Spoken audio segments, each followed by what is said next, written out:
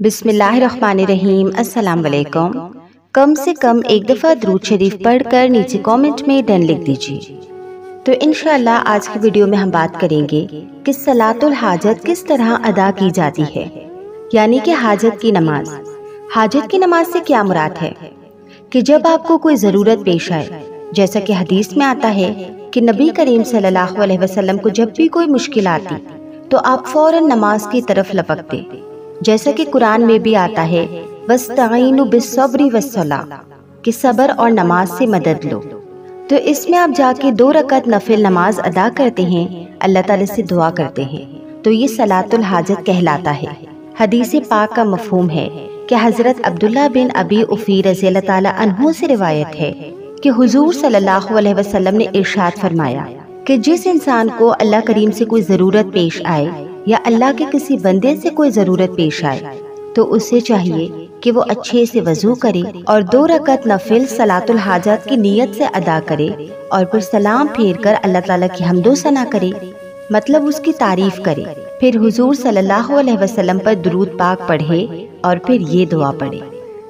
دعا یہ ہے جو کہ آپ کو اسکرین پر بھی نظر آ رہی ہے، لا الہ الا اللہ الحلیم الکریم، سبحان اللہ رب العرش العظیم، والحمد للہ رب العالمین، اسألک موجبات رحمتک وعزائم مغفرتک والغنیمۃ من کل بر والسلامۃ من کل اثم، لا تدع لی ذنبا الا غفرتہ ولا ہما الا فرجتہ ولا دینا الا قضیتہ ولا حاجۃ من حوائج الدنیا والآخرہ ہی لک رضا الا قضیتہ یا ارحم الراحمین۔ تو یہ دعا ہے جو کہ آپ کو اسکرین پر نظر آ رہی ہے، تو اس کا ترجمہ بھی میں آپ کو بتا دیتی ہوں۔ اللہ کے سوا کوئی معبود نہیں جو حلیم و کریم ہے، پاک ہے اللہ، مالک ہے عرش عظیم کا، حمد ہے اللہ کے لیے جو رب ہے تمام جہان کا۔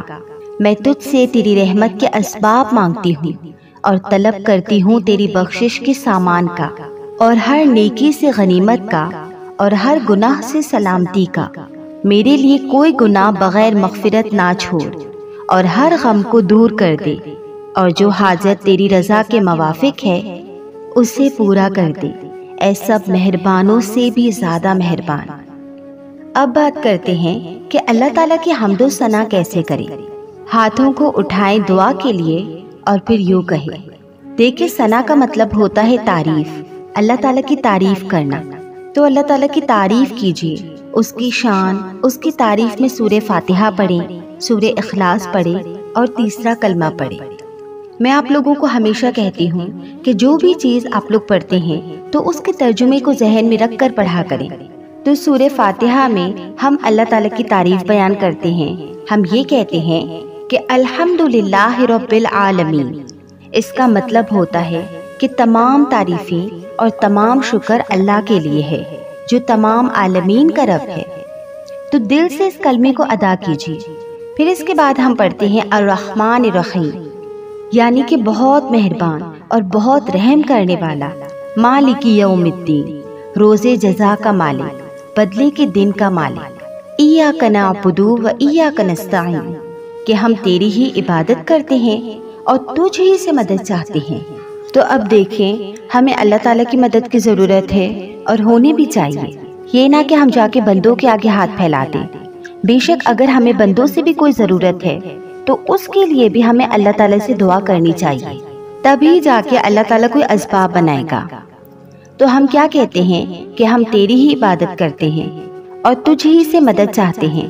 اب تو جس طرح چاہے اسباب پیدا کر دے، چاہے تو غیب سے پیدا کر دے یا اپنے بندوں کے ذریعے پیدا کر دے، اب یہ تیرا کام ہے۔ تو اس طریقے سے سورہ فاتحہ کے ترجمے کو ذہن میں رکھ کر پڑھیں۔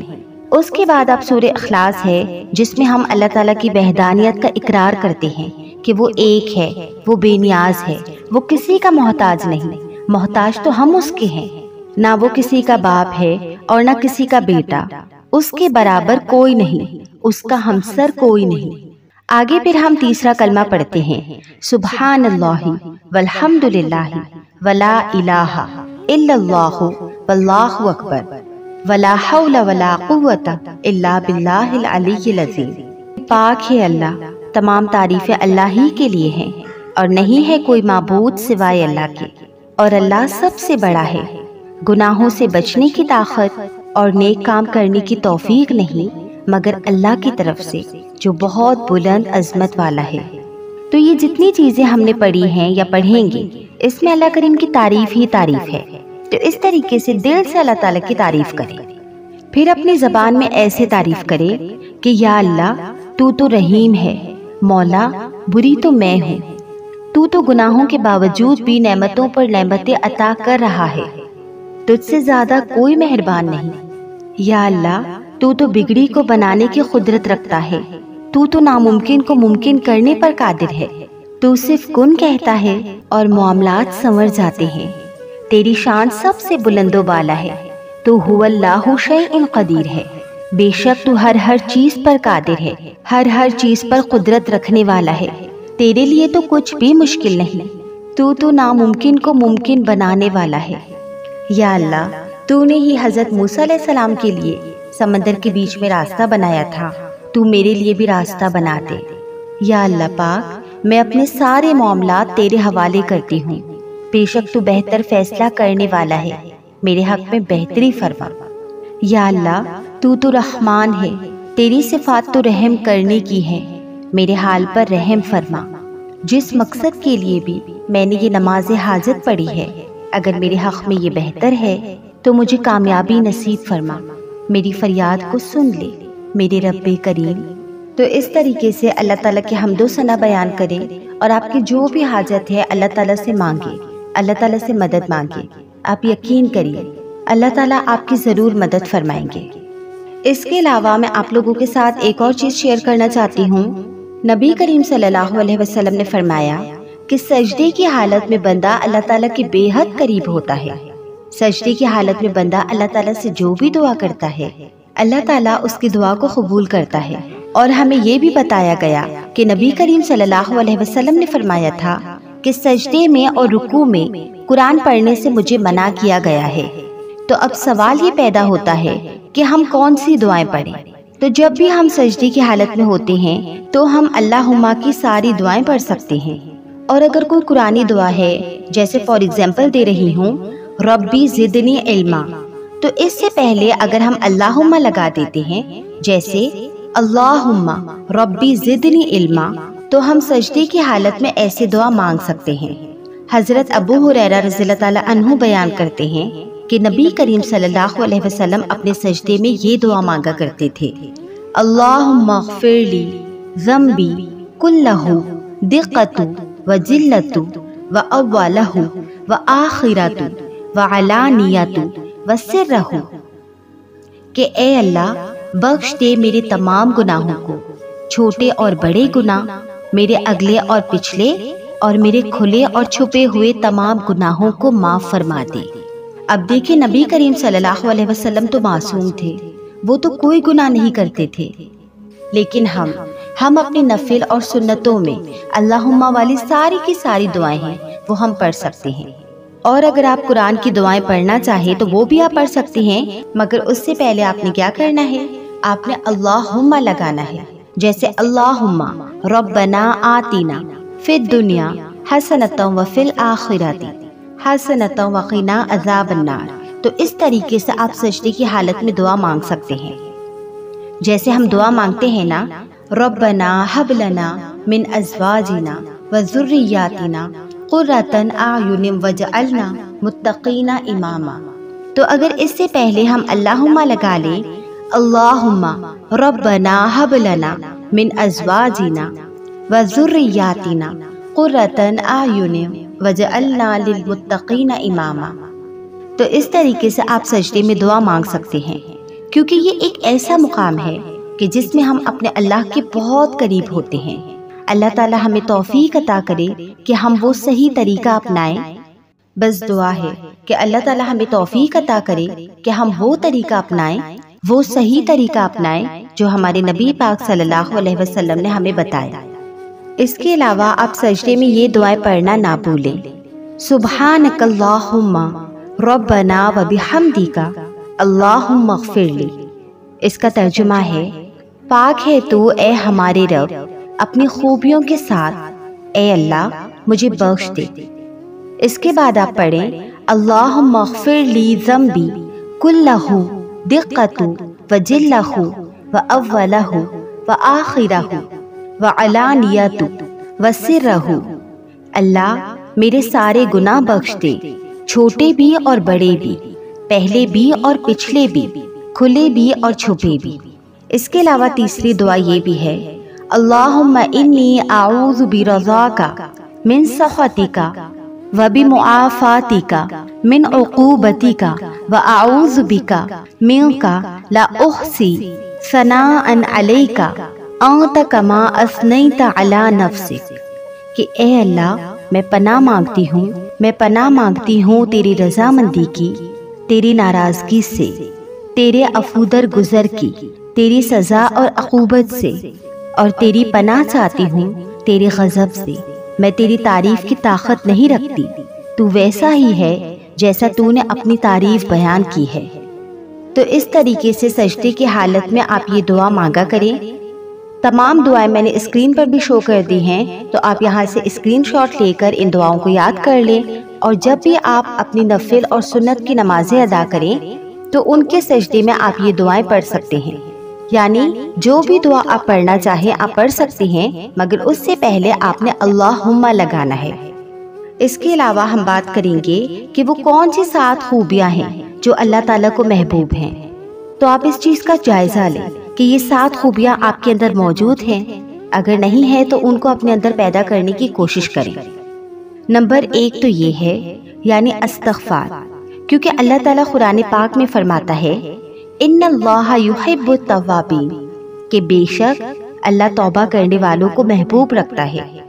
तो देखिए, अगर हमसे कोई गुनाह हो जाता है तो फ़ौरन उस पे पशेमान होकर हमें चाहिए कि हम अल्लाह ताला से तौबा और इस्तिग़फ़ार करें और आइंदा उस गुनाह को ना करने की कोशिश करें, क्योंकि अल्लाह ताला ने हमारी कोशिशें ही देखनी हैं। तो जब तक सांसें चल रही हैं, हम ज़मीन के ऊपर चल फिर रहे हैं, अगर हमसे कोई गुनाह हो जाए तो हमें चाहिए कि हम फ़ौरन से इस्तिग़फ़ार करें, अल्लाह ताला से अपने गुनाहों की माफ़ी मांगें, क्योंकि तौबा करने वाले इंसान ही अल्लाह ताला को बेहद महबूब हैं।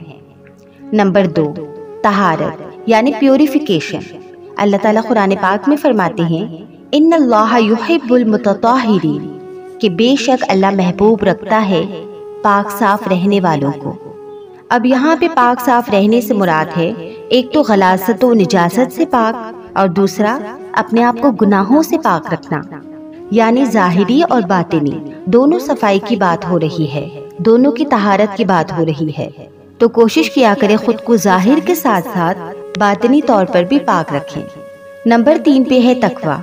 अल्लाह ताला कुरान पाक में फरमाते हैं, इन्नल्लाहा युहिब्बुल मुत्तकीन, कि बेशक अल्लाह महबूब रखता है परहेजगारों को। अब परहेजगार कौन होते हैं?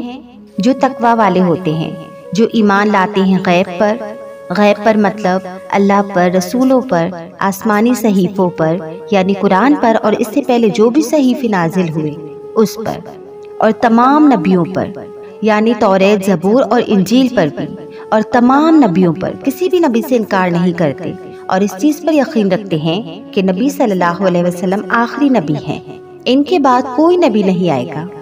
इसके अलावा जो नमाज कायम करते हैं और जो कुछ अल्लाह ने उन्हें दिया उसमें से वो खर्च करते हैं। नंबर 4, एहसान। इन्नल्लाहा युहिब्बुल मुहसिनीन, कि बेशक अल्लाह महबूब रखता है एहसान करने वालों को, यानी अच्छे काम करने वालों को, उसके बंदों की मदद करने वालों को, उसके बंदों पर एहसान करने वालों को अल्लाह ताला महबूब रखता है। नंबर 5, तवक्कुल।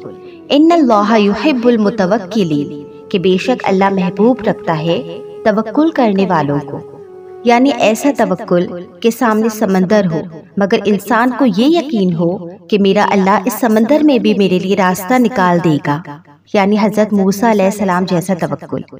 आग में फेंक दिया जाए और बंदे को ये यकीन हो कि इस आग को अल्लाह ताला मेरे लिए खुशगवार बना देगा, यानी हजरत इब्राहीम अलैहिस्सलाम जैसा तवक्कुल।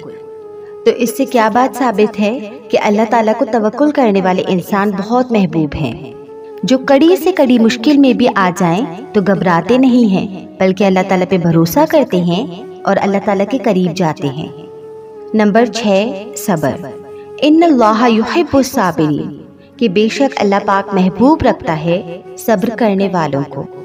جو مشکل آتی ہے تو واویلا نہیں کرتے، اللہ سے شکوہ نہیں کرتے، بلکہ اس مشکل کو اللہ کی رضا سمجھ کر اس پر آمین کہتے ہیں اور صبر کرتے ہیں۔ تو پھر کیا ہوتا ہے؟ صبر کرنے والوں کے لیے بھی اللہ تعالیٰ معجزے ہی کرتا ہے۔ اب بات کرتے ہیں نمبر 7۔ نمبر 7، ان اللہ یحب المقسطین، کہ بے شک اللہ پاک محبوب رکھتا ہے عدل کرنے والوں کو۔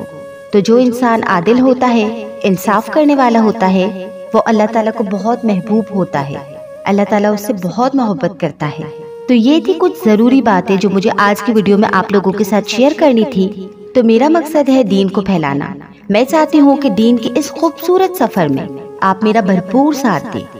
تو میرے اس چینل کو اور میری ویڈیوز کو اپنی فیملی، اپنے دوست احباب کے ساتھ ضرور شیئر کریں، تاکہ وہ بھی اس سفر میں شامل ہو کر اپنی زندگیاں سنوار سکیں۔ اور میرے چینل میں ہمیشہ آپ کو کچھ نہ کچھ سیکھنے کا موقع ملے گا۔ تو جتنا ہو سکے میری ویڈیوز کو لائک کریں، میرے چینل کو سبسکرائب کریں اور میری ویڈیوز کو اپنے پیاروں کے ساتھ ضرور شیئر کریں۔ جزاک اللہ خیرہ۔